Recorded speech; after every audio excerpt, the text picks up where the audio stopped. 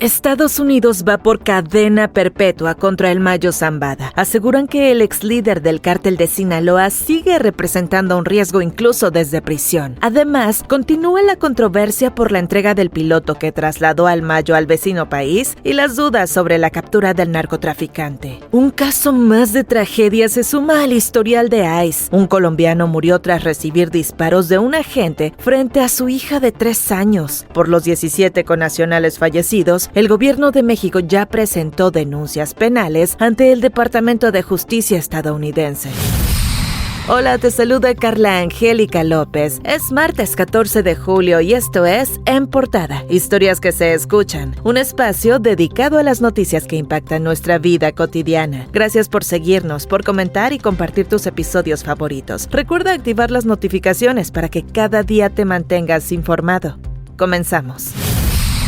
La Fiscalía de Estados Unidos pide prisión de por vida y una multa de $15,000 millones para uno de los narcotraficantes más poderosos del mundo, Ismael El Mayo Zambada García, cofundador del cártel de Sinaloa. Durante décadas, supervisó el envío de millones de kilos de cocaína, heroína, fentanilo y metanfetamina a Estados Unidos. Generó miles de millones de ganancias, dio sobornos a altos niveles del gobierno mexicano y ordenó violencia extrema contra sus enemigos. Los fiscales estadounidenses destacan que incluso desde prisión, El Mayo podría seguir dirigiendo al cártel gracias a su hijo El Mayito Flaco. Por ello, exigen medidas de seguridad máximas y se oponen a varias prisiones médicas propuestas por la defensa. La solicitud de sentencia se hizo formalmente al juez Brian Cogan y la audiencia definitoria será el 20 de julio. En México continúan los señalamientos sobre quién pactó con los chapitos para entregar a El Mayo Zambada a las autoridades estadounidenses. El gobierno mexicano ha pedido información al vecino país sobre la detención sin recibir respuestas. A pesar de ello, decidió enviar también a Estados Unidos a Mauro Alberto Núñez Ojeda, alias El Jando, el piloto que operó la aeronave en la que El Mayo fue secuestrado. La presidenta Claudia Sheinbaum admitió que la decisión fue tomada por el Consejo de Seguridad Nacional, presidido por ella misma. El Jando fue detenido en Sinaloa y vinculado a proceso por posesión de armas y drogas. Su entrega forma parte de un grupo de 26 presuntos narcotraficantes enviados a Estados Unidos porque supuestamente, desde las cárceles mexicanas, los imputados continuaban ordenando homicidios, extorsiones y corrupción mediante visitas.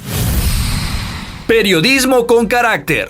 A menos de una semana de que el mexicano Lorenzo Salgado muriera a manos del Servicio de Inmigración y Control de Aduanas ICE en Texas, Joan Sebastián Guerrero, un joven colombiano de 26 años, fue abatido por otro agente en Biddeford, Maine, mientras conducía su auto, con su hija de apenas 3 años en el asiento trasero. Según el Departamento de Seguridad Nacional, durante una operación de vigilancia, el agente disparó porque el conductor intentó huir y supuestamente usar el vehículo como arma contra los oficiales. Videos muestran cómo los agentes sacan a Joan sin vida del auto, lo sueltan en el pavimento y aún así lo esposan. Las protestas se activaron de inmediato a las afueras de la oficina de la senadora Susan Collins, quien votó para aprobar $70 billones en recursos para ICE.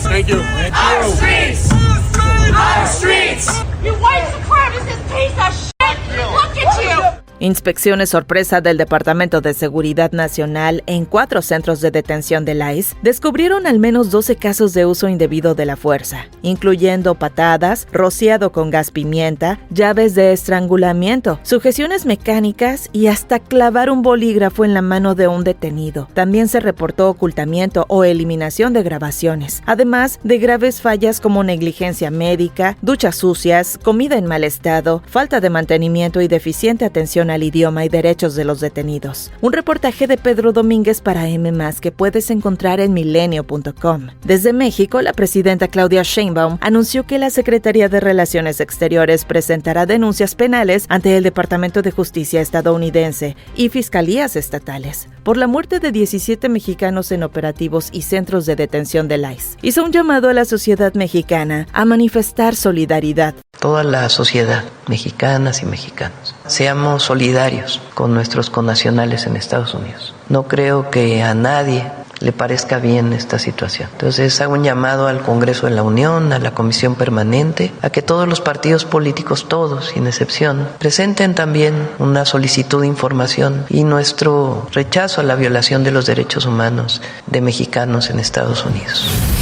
Luego de que la Comisión Nacional de los Derechos Humanos publicara un informe sobre el caso Ayotzinapa, en el que cuestionó la hipótesis que colocó al ejército como actor central en la desaparición de los 43, la presidenta Claudia Sheinbaum aclaró que su gobierno no participó en su elaboración ni conocía su publicación. Nosotros no participamos de ninguna manera en ese informe. Es más, no sabíamos que lo iban a publicar. Pedí a la Secretaría de Gobernación que hiciera una revisión exhaustiva del informe y también poder presentar una opinión de parte nuestra de esta visión, que es una investigación que viene haciendo la Comisión de Derechos Humanos desde hace ya tiempo, no es reciente. Hay varios elementos del ejército que están detenidos, que están bajo proceso. Quizá la pregunta que no quisiera contestarla ahora es si estos elementos del ejército participaron individualmente por algún nexo que hubieran tenido en ese momento con algún grupo y cuáles son las fuentes de información de su participación a la institución como tal, que serían cuestiones diferentes. El Centro de Derechos Humanos Miguel Agustín Pro Juárez acusó que el organismo actuó sin autonomía al favorecer la versión de las Fuerzas Armadas y recordó que 17 militares han sido vinculados a proceso por el caso.